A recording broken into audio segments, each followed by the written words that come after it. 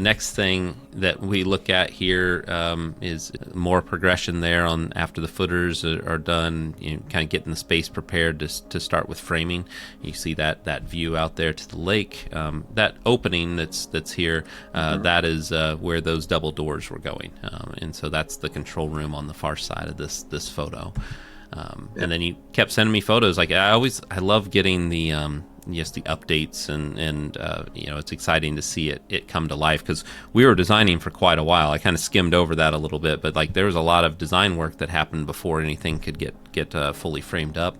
And here's the studio there on the left, and they're starting the framing portion of things, putting up the ceiling trusses, and again, those ceiling trusses are to hold up the building, not to hold up the rooms, because the rooms had separate ceiling joists that we applied to that. And here's the backside, kind of looking at the garage, some of the trusses that are there.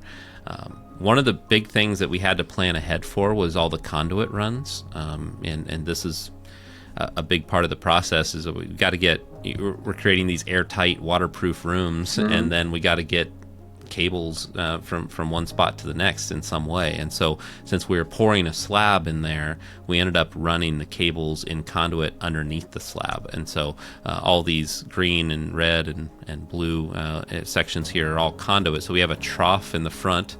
It's about 2 foot by 3 foot, and then it runs conduit from that trough to the back of the room here in the pink area, which is another trough that splits off into each corner of the room. And you have like mic plates and inputs in the back, so if someone wants to plug something in the back, they don't have to run a cable all the way across the room, and it makes everything really clean. No tripping hazards and stuff. Plus, Charlie would probably just eat the cables. Yeah, eat right through them. Yeah. So then we have, coming off of that main trough, we are also running into the live room, into the amp room. We even did a little connector between the amp room and the bathroom, in case you wanted to, record in the bathroom as well. Which I don't think you've done yet, but maybe someday.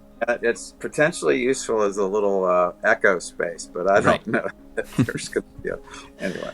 Yeah, and then we have a couple lines just coming off the trough to go to the front area here, because we're kind of planning for potentially soffit-mounted speakers, or maybe running up and over if you ever went to Dolby Atmos at some point. Yeah.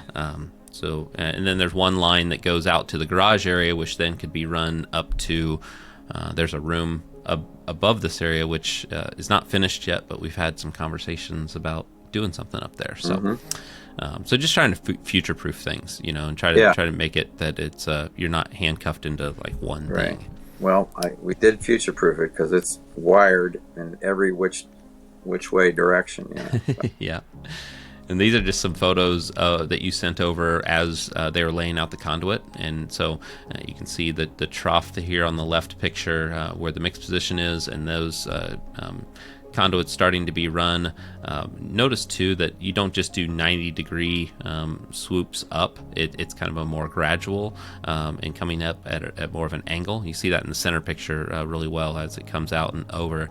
And that is to make it easier to pull the wires, and make sure that you don't have trouble getting those wires through those conduits, and a gentle swoop is better.